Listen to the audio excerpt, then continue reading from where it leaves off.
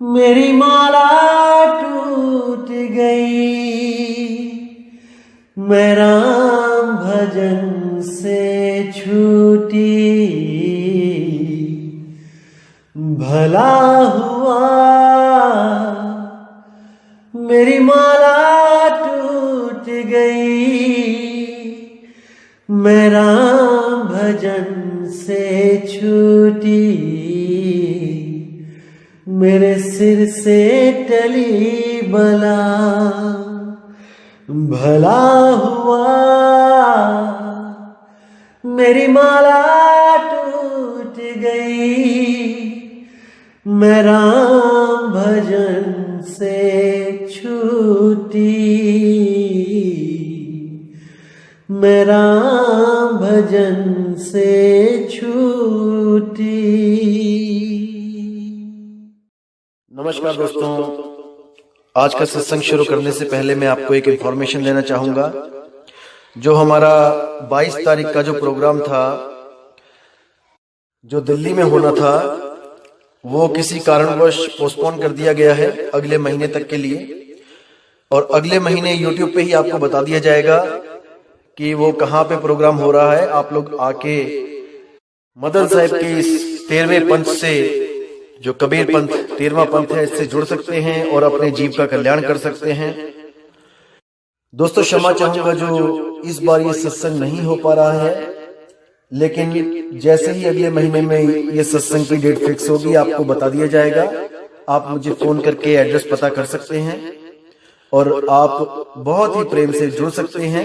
लेकिन मैं आपको फिर बता दूं कि पहली बार में सार शब्द नहीं बताया जाता है, पहली बार में केवल आपको जोड़ा जाता है कबीर पंथ से और 52 अक्षर नाम दिए जाते हैं।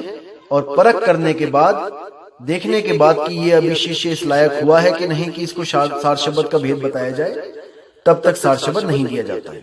लेकिन हाँ, आपकी 84 कट जाती है, इसकी पूरी गारंटी है। कबीर साहब ने अपने वचन में बोला है, भक्ति बीज पलटे नहीं जुग जाए अनंत, धनी निर्धन हो सके पर रहे संत का संत। जो भी कबीर साहब के सच्चे पंथ से जुड़ जाता है, मैं नकली की बात नहीं कर रहा हूं, काल के पंथों की बात नहीं कर रहा हूं, वहां पर जुड़ेंगे तो 84 में ही जाना पड़ेगा। जो कबीर साहब के सच्चे पंथ से जुड़ जाता है, बंदी छोड़ उसकी पूरी रक्षा करता है। आप बिल्कुल फिक्र मत करना है आपने।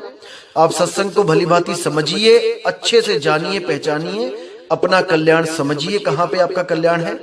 52 अक्षरों में है या 52 अक्षरों से परे उस शबर गुरु में है?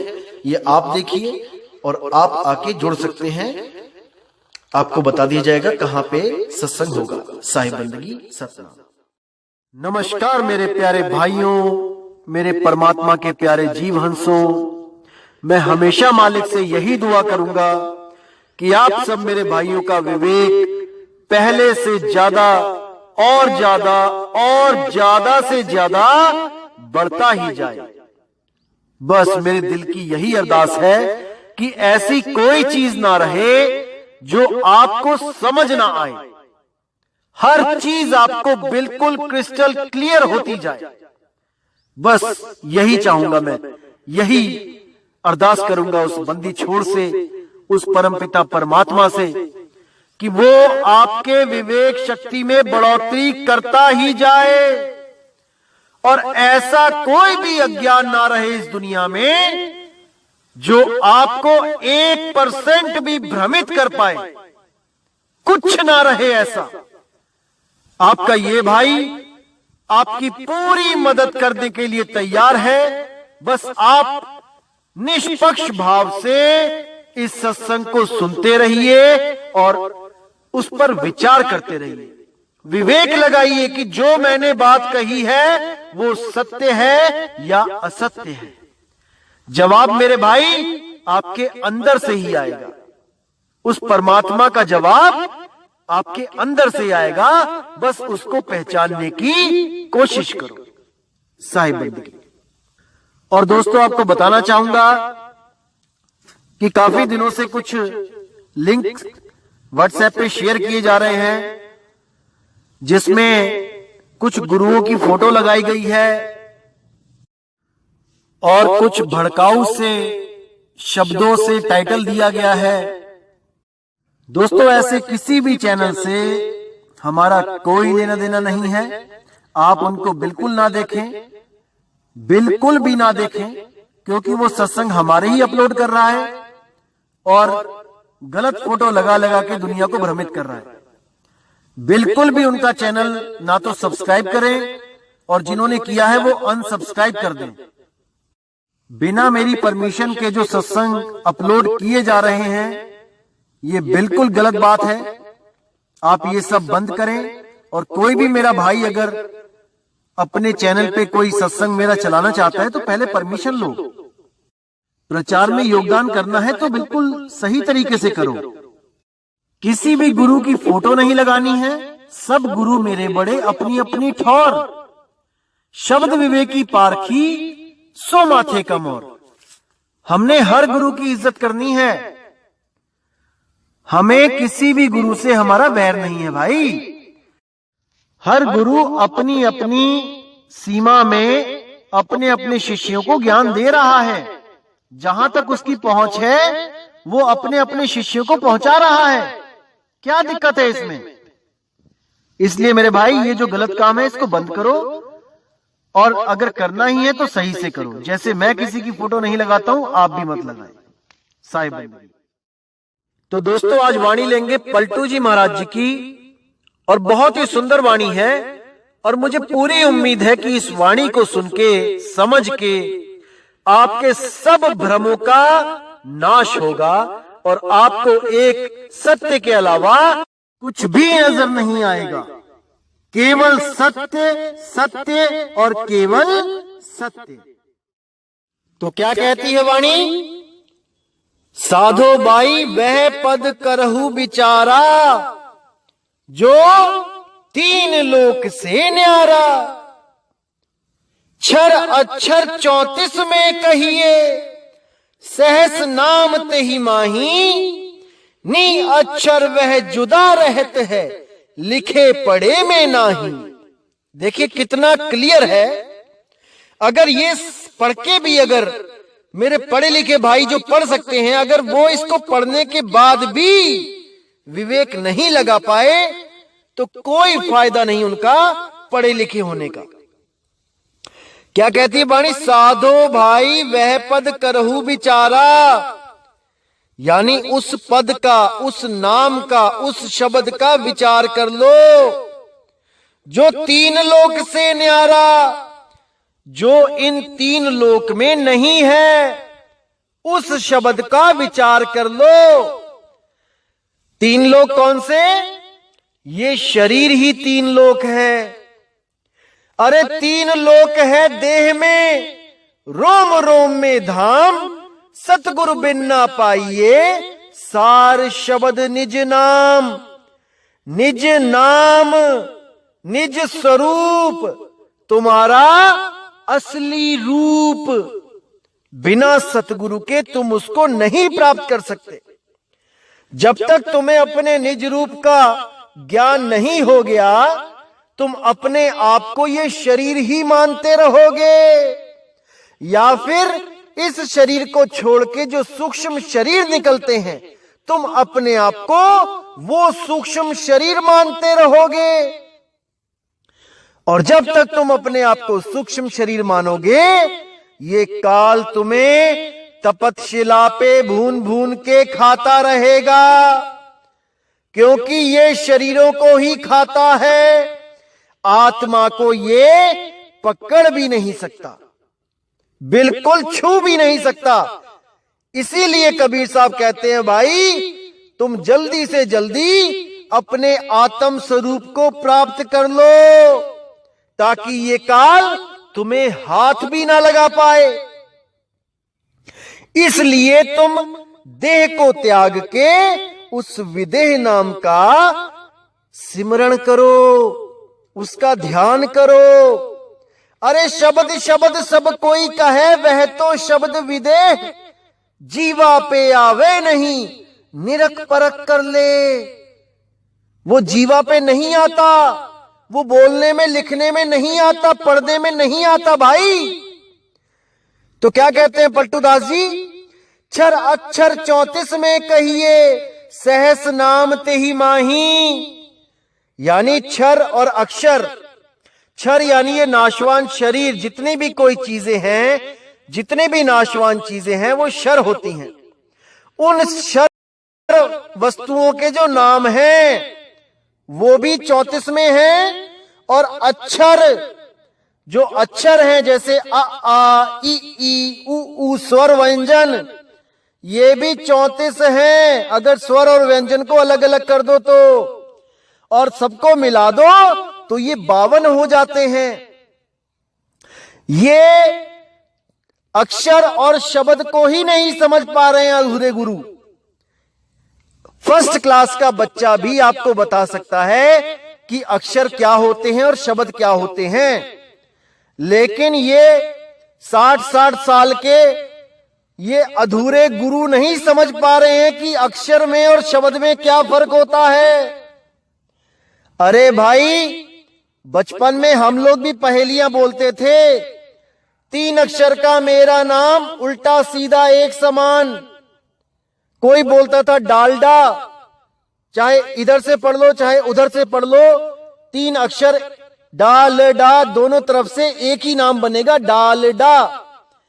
और कई इसको बोलते थे कनक, चाहे इस तरफ से पढ़ लो चाहे उस तरफ से पढ़ लो, ये 3 अक्षर का नाम होता है। यानी 3 अक्षर से एक शब्द बना है, 3 शब्द से एक अक्षर नहीं बनता। 2 अक्षर का भेद बताए, इसका मतलब ये नहीं कि ओम सोहम। अरे ओम भी 3 अक्षरों से बनता है, आ ओ म, और जब चंद और बिंदी लग जाती है तो ये 5 अक्षरी मंत्र बन जाता है। लेकिन ये अधूरे गुरु इस भेद को भी नहीं जानते।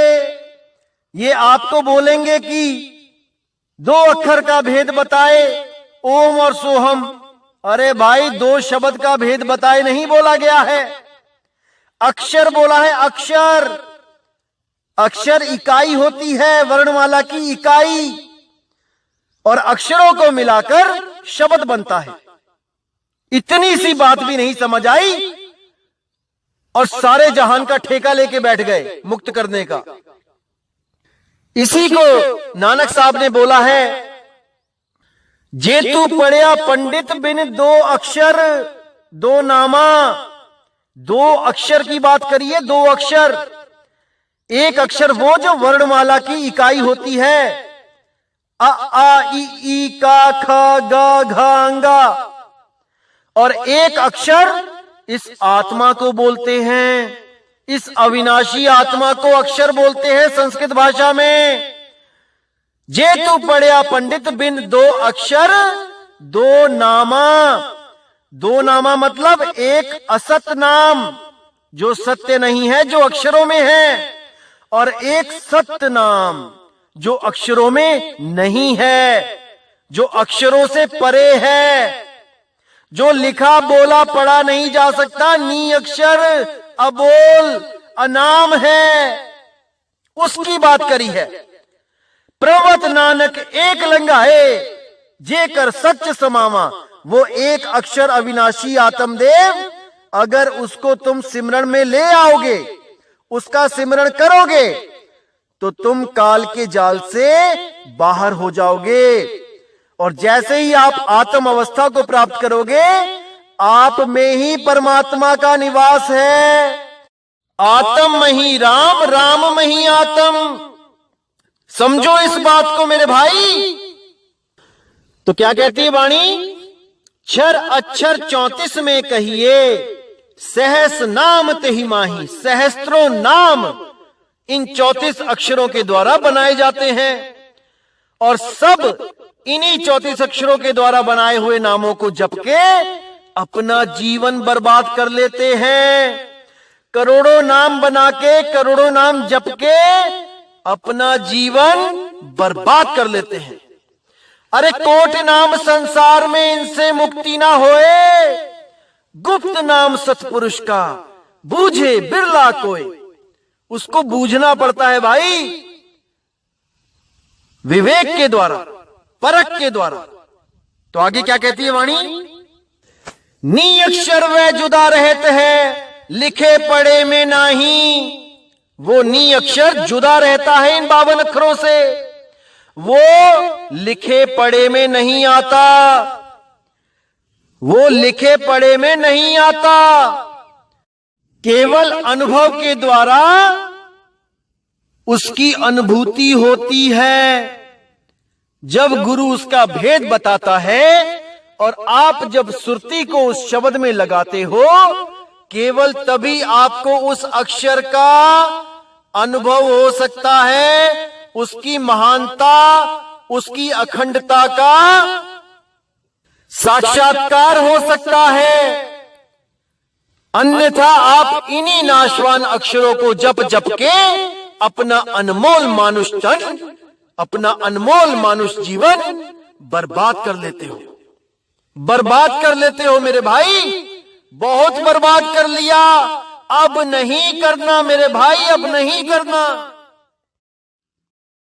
अब कहते हैं सुन गगन में शब्द उठत है, सो सब बोल में आवे, नी शब्दी वह बोले नाही, सो सत शब्द कहावे।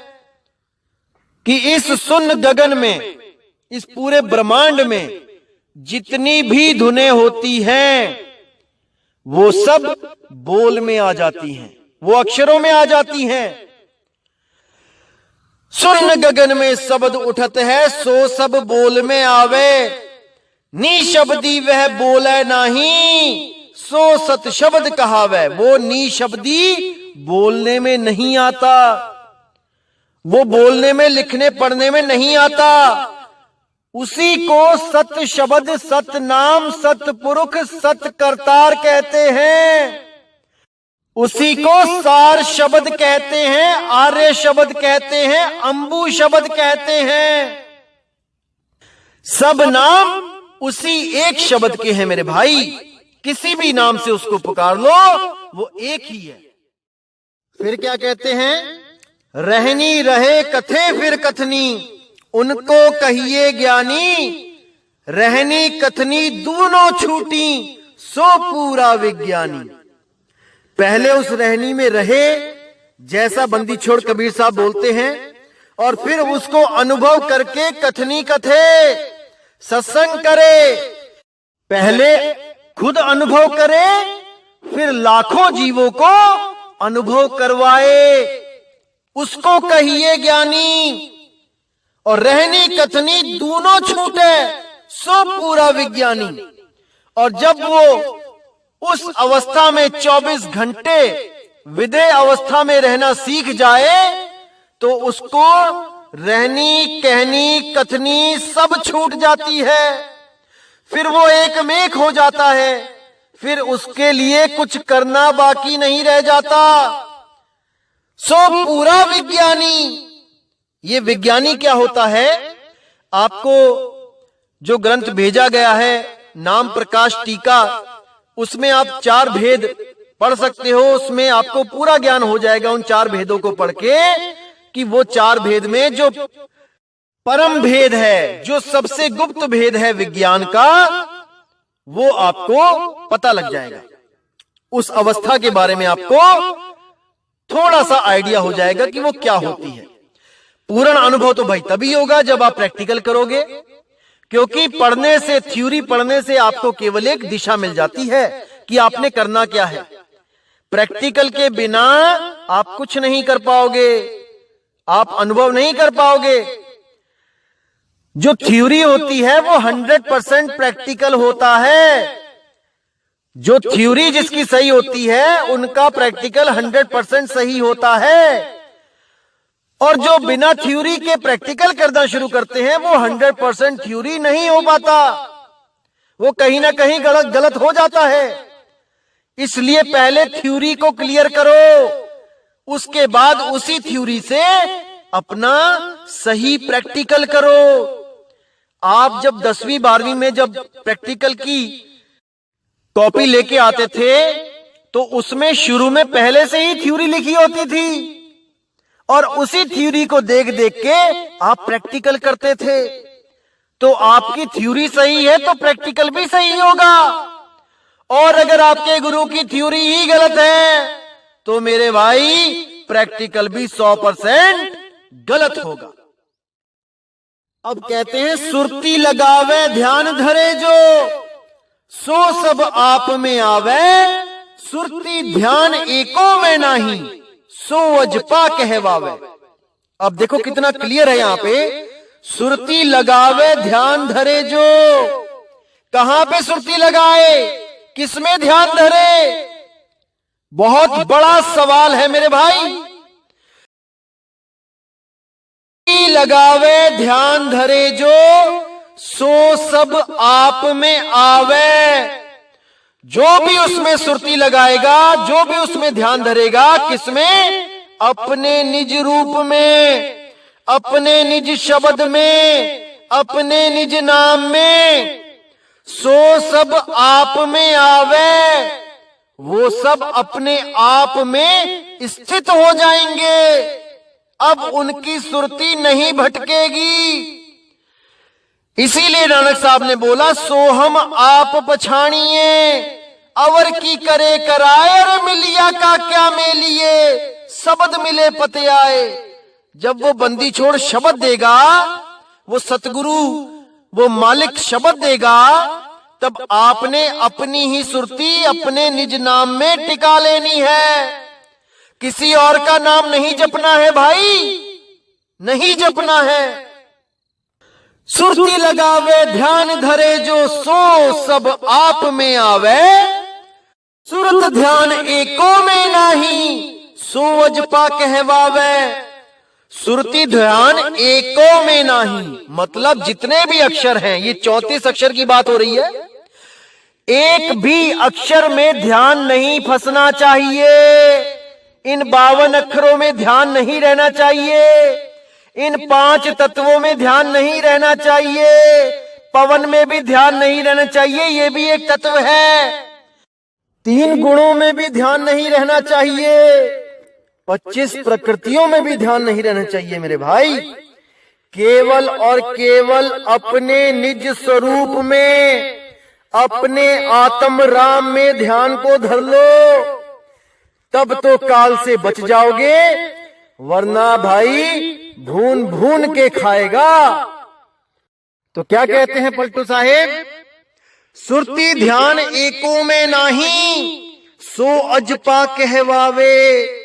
अजपा जाप वो है जो अक्षरों में बिल्कुल सुरती ना हो, कोई श्वास में सुरती ना लगी हो, किसी अक्षर मंत्र में सुरती ना लगी हो, केवल और केवल शब्द गुरु में, तब तो वो अजपा है। अन्यथा वो नाम किसी काम का नहीं, किसी काम का नहीं। तो अब कहते हैं, योग करे सो रूढ़ मता है, मुक्ति मह सब आवे, छोड़े रूढ़ अरूढ़ को पावे, साची मुक्ति कहावे। यानी जो भी योग करता है आज के समय में, आप देखिए टीवी भरा पड़ा है योगियों से, कोई प्राण योग कर रहा है, कोई हठ योग कर रहा है, कोई राज योग कर रहा है, सब कोई ना कोई योग करने में लगे हैं और सभी गवाही दे रहे हैं, सभी भरोसा दिला रहे हैं, सभी गारंटी ले रहे हैं कि मुक्ति मिल जाएगी। देखिए आज जो बाबा केवल प्राणायाम भी सिखाने लग गया किसी को, वो भी कह रहा है कि मुक्ति दे दूंगा, जैसे जेब में लेके घूम रहे हैं ये सब मुक्ति को। अरे नहीं भाई, इन योग रूढ़ से मुक्ति नहीं मिलेगी, इन हठ योग से मुक्ति नहीं मिलेगी।